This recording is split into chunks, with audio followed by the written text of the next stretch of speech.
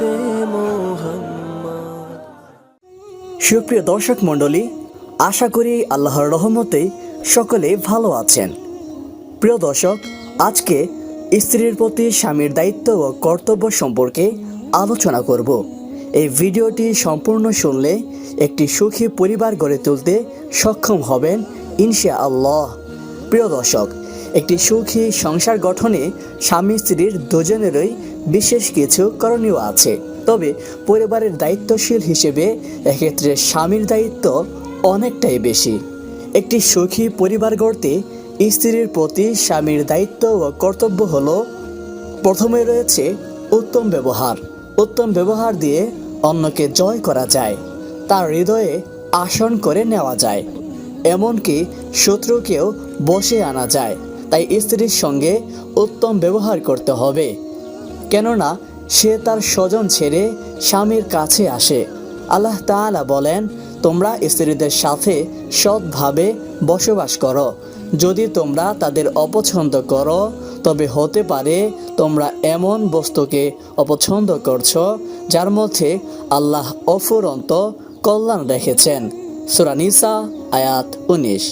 তারপর রয়েছে স্ত্রীর সঙ্গে একান্তে বসা ও খুশ গল্প করা। অবসর সময়ে স্ত্রীদের সঙ্গে একান্তে বসে কিছু গল্পগুজব করা, তার মনের কথা জানা এবং বোঝার চেষ্টা করা, তার কোনো চাহিদা থাকলে তা জেনে পূরণ করা স্বামীর জন্য খুবই জরুরি। এ বিষয়ে হযরত আয়েশা রাদিয়াল্লাহু তাআলা আনহা বলেন, নবী করিম সাল্লাল্লাহু আলাইহি ওয়াসাল্লাম যখন ফজরের সুন্নত নামাজ আদায় করতেন, তখন আমি জাগ্রত হলে তিনি আমার সাথে কথা বলতেন, অন্যথায় তিনি শয্যা গ্রহণ করতেন এবং ফজরের সালাতের জন্য মুয়াজ্জিন না ডাকা পর্যন্ত শুয়ে থাকতেন। বুখারী শরীফ, হাদিস নং 1161। প্রিয় দর্শক, তারপর রয়েছে সুসজ্জিত ও সুবাসিত হওয়া। স্বামীদের করণীয় হচ্ছে নিজেকে সর্বদা পরিচ্ছন্ন ও পরিপাটি রাখা, কেননা অপরিচ্ছন্ন থাকা ও অপরিষ্কার পোশাক পরিধান করা স্ত্রীরা পছন্দ করে না। এই বিষয়ে ইবনে আব্বাস রাদিয়াল্লাহু তাআলা আনহু বলেন, আমি আমার স্ত্রীর জন্য সুসজ্জিত হতে এমনভাবে পছন্দ করি যেভাবে আমার জন্য তার সুসজ্জিত হওয়া পছন্দ করি। তারপর রয়েছে বাড়িতে প্রবেশ করে স্ত্রীকে সালাম দেওয়া। সালাম বিনিময়ে পারস্পরিক ভালোবাসার বৃদ্ধি পায়। সেজন্য বাড়ি থেকে বের হতে ও বাড়িতে প্রবেশকালে স্ত্রীকে সালাম দিবেন। রাসূলুল্লাহ সাল্লাল্লাহু আলাইহি ওয়াসাল্লাম ইরশাদ করেন, 3 ব্যক্তি আল্লাহর জিম্মায় থাকে। 1, যে ব্যক্তি বাড়িতে প্রবেশকালে বাড়ির লোকজনকে সালাম দেয়। 2, যে ব্যক্তি মসজিদের উদ্দেশ্যে বের হয়। 3, যে ব্যক্তি আল্লাহর রাস্তায় বের হয়। যদি এই 3 শ্রেণীর লোক বেঁচে থাকে তাহলে তারা রিজিক প্রাপ্ত হয়, আর যদি মৃত্যুবরণ করে তাহলে জান্নাত প্রাপ্ত হয়। সুবহানাল্লাহ। আবু দাউদ, হাদিস নং 2494। প্রিয় দর্শক, তারপর রয়েছে স্ত্রী অসুস্থ হলে তার সেবা করা। স্ত্রী অসুস্থ বা রোগাক্রান্ত হলে সাধ্যমতো তার সেবা করা স্বামীর কর্তব্য।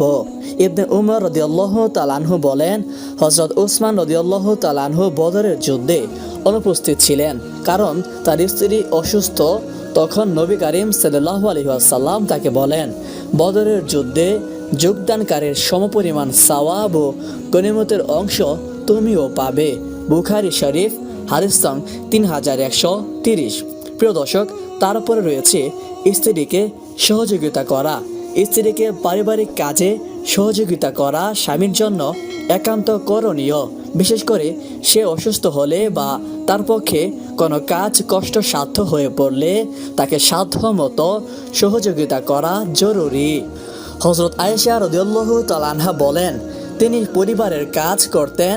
যখন সালাতের সময় হতো তখন তিনি সালাতের জন্য বের হয়ে যেতেন। বুখারী শরীফ, হাদিস 676। প্রিয় দর্শক, তারপরে রয়েছে স্ত্রীর প্রতি উত্তম ধারণা রাখা। অনেকে স্ত্রীকে অযথা সন্দেহ করে থাকে, ফলে তাদের মধ্যে মনোমালিন্য ও ঝগড়া বিভেদ সৃষ্টি হয়। তাই সন্দেহ করা ঠিক নয়।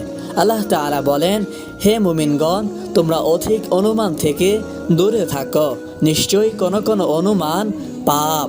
সূরা হুজুরাত আয়াত 12। প্রিয় দর্শক, তারপরে রয়েছে স্ত্রীর চাহিদা পূরণ করা। স্বামীর উপর কর্তব্য হচ্ছে স্ত্রীর চাহিদা পূরণ করা। রাসূলুল্লাহ সাল্লাল্লাহু আলাইহি ওয়াসাল্লাম বলেন, তোমার উপর তোমার শরীরের যেমন হক আছে, তোমার উপর তোমার চোখের যেমন হক আছে, তোমার উপর তোমার স্ত্রীরও তেমনই হক রয়েছে। প্রিয় দর্শক, তারপরে রয়েছে স্ত্রীর সঙ্গে পরামর্শ করা এবং তাকে গুরুত্ব দেওয়া। স্বামী স্ত্রী দুজনের মাধ্যমে একটি সুখী সুন্দর পরিবার গড়ে ওঠে। এক্ষেত্রে কারো অবদান কম নয়। কাউকে খাটো করে দেখার কোনো সুযোগ নেই, কারণ স্বামী বাহিরের কাজ করে আর স্ত্রী বাড়ির ভেতরের কাজ আঞ্জাম দিয়ে থাকে। তাই পরিবারের যে কোনো কাজে তার সাথে পরামর্শ করা ও সঠিক হলে সে পরামর্শের মূল্যায়ন করা উচিত। আল্লাহ তাআলা বলেন, আর জরুরি বিষয়ে তাদের সাথে পরামর্শ করো। সূরা আলে ইমরান আয়াত 159। রাসূলুল্লাহ সাল্লাল্লাহু আলাইহি ওয়াসাল্লাম ওহী নাজিলের পর হযরত খাদিজা রাদিয়াল্লাহু তাআলা আনহা-এর সাথে পরামর্শ করেন। বুখারী শরীফ হাদিস 4953। এবং তিনি হুদায়বিয়ার সন্ধিকালে উম্মে সালামা রাদিয়াল্লাহু তাআলা আনহা-এর পরামর্শ গ্রহণ করেন। প্রিয় দর্শক, তারপরে রয়েছে স্ত্রীকে তার পরিবারের সঙ্গে সাক্ষাতের সুযোগ দেওয়া। স্ত্রীকে তার মা বাবা, ভাই বোন ও নিকট আত্মীয়দের সাথে সাক্ষাতের সুযোগ দেওয়া উচিত। আর এক্ষেত্রে প্রয়োজনে নিজে সঙ্গে করে নিয়ে যাওয়া বা মাহরাম ব্যক্তির সঙ্গে দিয়ে পাঠাতে হবে। ইফকের ঘটনাকালে হযরত আয়েশা রাদিয়াল্লাহু তাআলা আনহা অসুস্থ হলে তিনি পিতার বাড়িতে গমনের জন্য রাসূলুল্লাহ সাল্লাল্লাহু আলাইহি ওয়াসাল্লামের কাছে অনুমতি চান। রাসূলুল্লাহ সাল্লাল্লাহু আলাইহি ওয়াসাল্লাম তাকে অনুমতি দিলে তিনি পিতার গৃহে চলে যান। প্রিয় দর্শক, তারপরে রয়েছে মারধর না করা। স্ত্রীকে বিনা কারণে বা তুচ্ছ কোনো ঘটনায় মারধর করা উচিত নয়, বরং তাকে তার ত্রুটি বুঝিয়ে দিয়ে সংশোধনের সুযোগ দিতে হবে। আর মারধর করা হুজুর সাল্লাল্লাহু আলাইহি ওয়াসাল্লামের আদর্শ নয়। নবী করিম সাল্লাল্লাহু আলাইহি ওয়াসাল্লাম কখনো তার স্ত্রীদের প্রহার করেননি। হযরত আয়েশা রাদিয়াল্লাহু তাআলা আনহা বলেন, রাসূলুল্লাহ সাল্লাল্লাহু আলাইহি ওয়াসাল্লাম নিজ হাতে কোনো কিছুকে প্রহার করেননি, না তার কোনো স্ত্রীকে, না কোনো খাদেমকে।